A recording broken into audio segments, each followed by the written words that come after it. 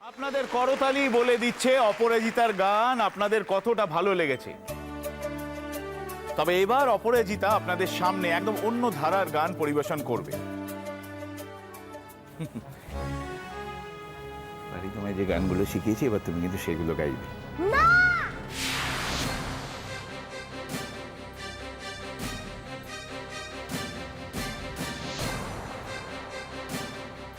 হ্যাঁ গো, কি হলো বলো দেখি? হ্যাঁ, পারি এরকম মারমুখী ঘটলো কেন? এটাই তো রাঙা পিসির দোষ দাদু ভাই। কখন যে কি করবে কি না করবে কোনো কিছু ঠিক নেই।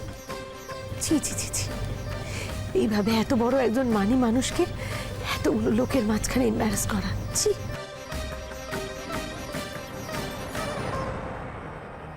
আরে প্লিজ লক্ষ্মী মেয়ে শোনো। আরে বাবা, এই গানের পরে তো তোমাকে অনেকের সাথে আলাপ করাতে নিয়ে যাবো, তাই না? সে সমস্ত বিশিষ্ট মানুষজন তোমার গান শুনবেন, তোমার সঙ্গে আলাপ করবেন। তাদের অনেকেই রয়েছে এখানে বসে তোমার গান শুনছেন।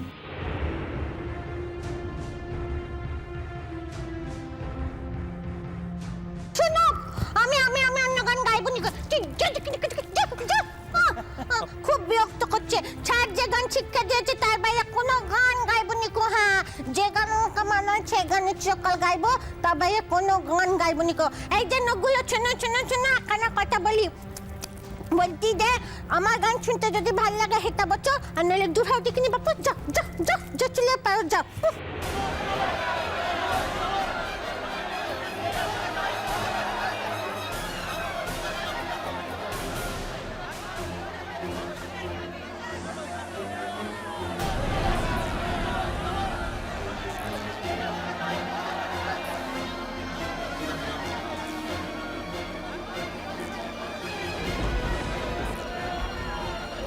প্লিজ প্লিজ আপনারা একটু শান্ত হয়ে বসুন প্লিজ।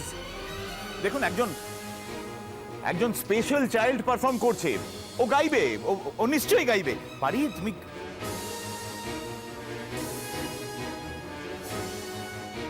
না না না না না না না না না, স্যারের শেখানো গান ছাড়া কোনো গান গাইবো নিকো। হ্যাঁ, এখন স্যারের শেখানো গানখানাই গাইছি বাপু।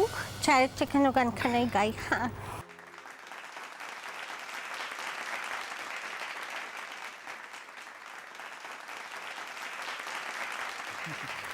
এই তো গাইছে। প্লিজ আপনারা ধৈর্য ধরে শুনুন।